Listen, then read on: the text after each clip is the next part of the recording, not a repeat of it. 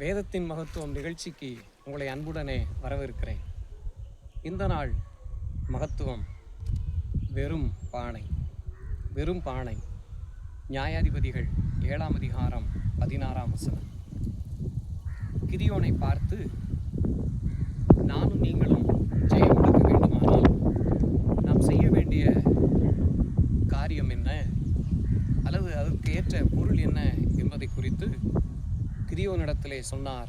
வெறும் பானையை கொண்டு வந்து 19வது வசனம் சொல்லுகிறது, பாளையத்தின் முன்னணியிலே வந்து எக்காலங்களை ஊதி தங்கள் கையில் இருக்கிற பானைகளை உடைத்தார்கள் என்று.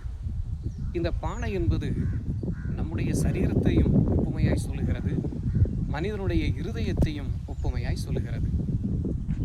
இந்த மனிதனுடைய சரீரத்திலே காணப்படுகிற இந்த பானை பாவமும் சாபத்தையும் சேர்த்து வைத்ததாகவே இருக்கிறது. ஆகவே தான் ஜெயம் பெறப்பட முடியவில்லை.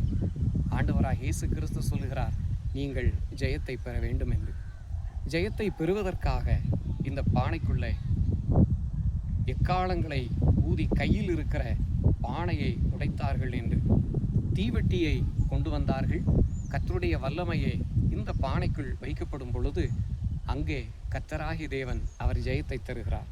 இப்பொழுது கர்த்தரிடத்திலிருந்து ஒரு கட்டளை பிறப்பிக்கப்பட்டது, பானைகளை உடையுங்கள் என்று. இப்பொழுது பானைகள் உடைக்கப்படுகிறது. எப்பொழுது பானைகள் உடைக்கப்பட்டதோ அப்பொழுது ஆண்டவராய் இயேசு கிறிஸ்து சொல்லுகிறார், 2 கொரிந்தியர் 4:7, இந்த மகத்துவமுள்ள வல்லமை எங்களால் உண்டாயிராமல் தேவனால் உண்டாயிருக்கிறது என்று விளங்கும்படி இந்த பொக்கிஷத்தை மண்பாண்டங்களிலே பெற்றிருக்கிறோம். இப்பொழுது பாவம், சாபம், இச்சை நிறைந்த பானை என்கக்கூடிய மனிதன் இப்பொழுது சிதறி கிடக்கிறான். இப்பொழுது தம்முடைய உள்ளத்திலும் ஒரு புதிய பானையை, மண்பாண்டத்தை கர்த்தர் வைத்தார். உங்களுடைய மண்பாண்டங்கள் உடைக்கப்பட்டு இருக்கிறதா? அல்லது உங்களுடைய மண்பாண்டத்திலே இந்த பொக்கிஷத்தை பெற்றிருக்கிறீர்களா?